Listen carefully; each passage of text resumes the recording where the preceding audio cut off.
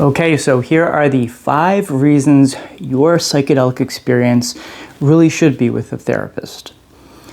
The first major reason is with a therapist, you can really frame the psychedelic experience, especially your first few, as a focus on health, a focus on developing yourself.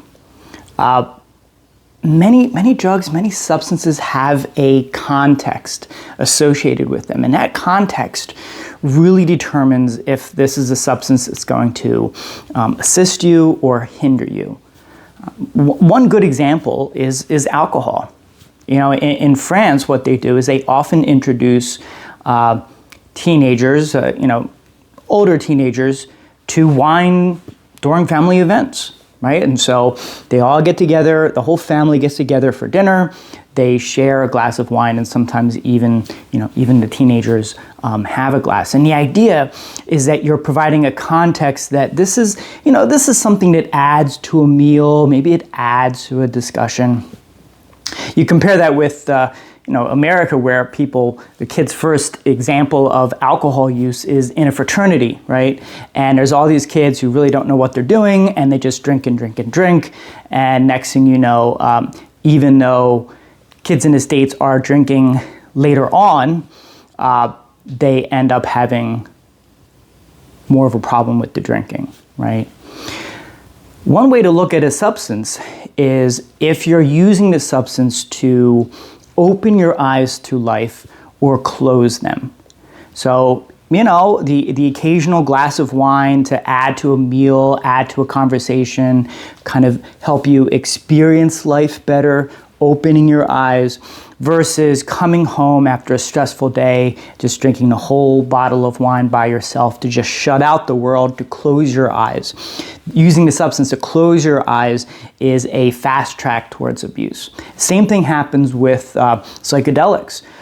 I know many people who have used the drugs just to party, and they can't imagine using it in a healthy context, right? Meanwhile, some of the people who use a substance to, sit down and process things can't imagine then using it to go and have a dance party, right? So the idea is that you want to frame these psychedelic substances, ketamine, psilocybin, MDMA, when they become available, as primarily a tool for growth, health, and connection. The second reason is that when you're taking these substances, especially early on, you're going to be in a vulnerable state, right? You're going to have really strong feelings of connection and rapport. I've worked with therapists as part of your graduate school program. You're paired with therapists. You got to get experience being on the other side of the couch. And I've worked with many therapists.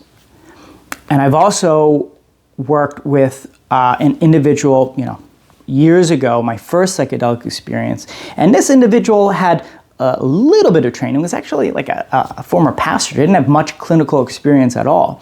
But my first introduction in psychedelics was through this person. And to this day, I feel a stronger sense of connection and rapport and kind of wondering how that person is doing than many of the therapists that I've worked much longer for and had a lot of training and all that stuff. So you have just this special feeling of connection, and rapport can be very, very strong.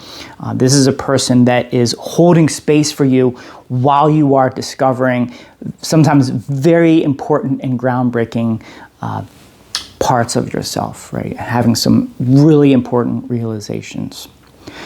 When you're working with a therapist, at least generally speaking, this therapist, especially licensed psychologists, they're going to have an ethics code. There are laws that prohibit them from exploiting you in a financial sense, in a sexual sense, and things are kept confidential. There's a sense of confidence that whatever you share with the therapist is going to stay between you and the therapist. The third reason is having the therapist can help you manage expectations. During the ketamine therapy process, there can be some easy wins. I've worked with people that, they had very strong suicidal ideation. After the ketamine session, they are a lot better. And hasn't really come back to the same intensity. Good, easy, early wins. But there will be other aspects, there will be other goals that you may have that are not going to be so easy, right? And so it's easy to have a sense of disappointment, right? You hear all these amazing things that can happen with psychedelics, with ketamine, and to not kind of immediately get there can be some disappointment. It's important to not fetishize these substances or think that it's just taking these substances is going to kind of unlock everything. A lot of work, a lot of the progress can be found simply because these substances enable you to have a greater self-care. And this greater self-care then unlocks pathways. So I work a lot with my clients on getting them to move their body, a greater focus on meditation, mindfulness, and those things combined with the psychedelics often lead to these, the growth and change that we're all looking for. So it's important to manage expectations, to not just have this assumption that just taking this substance is going to, heal and resolve everything. It does take some work, and having a therapist can help manage that for you. The fourth reason, it can become, or rather the therapeutic experience can be a safe container.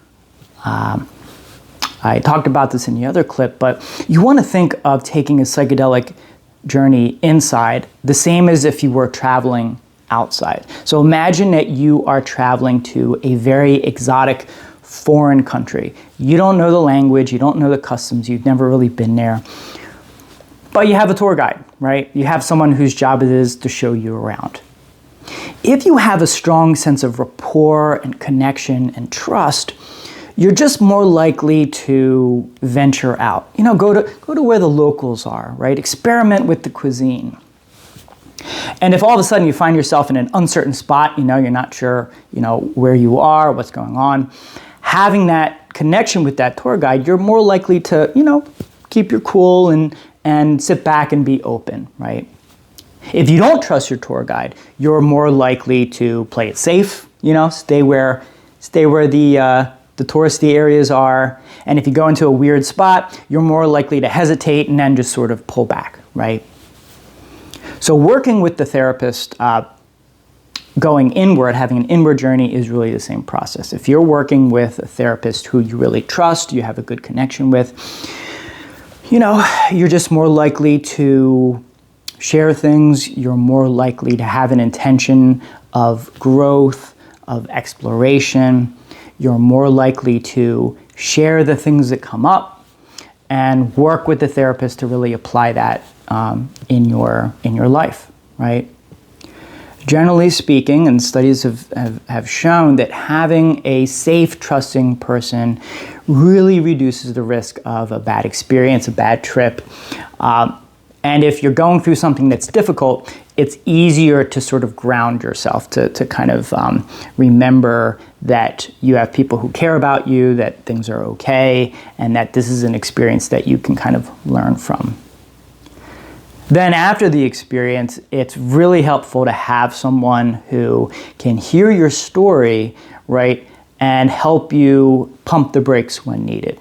So oftentimes, let's say you have someone who just kind of needs balance in their life. They may have this vision of going out and just living in a national park, right? Selling everything and going out into the forest. Sometimes you need a therapist to say, whoa, right? Let's not make any major decisions. Let's focus on the values here. And it may just come to pass that the thing that you really need is just to, make sure you spend a few hours out in nature every once in a while. Maybe the big aha is that you really used to enjoy going out hiking, going out skiing, and you really need to bring balance into your life. So pumping the brakes and kind of giving yourself the patience to process what comes up. At the same time, it's also good to have a therapist that can step on it, encourage you to remember these insights.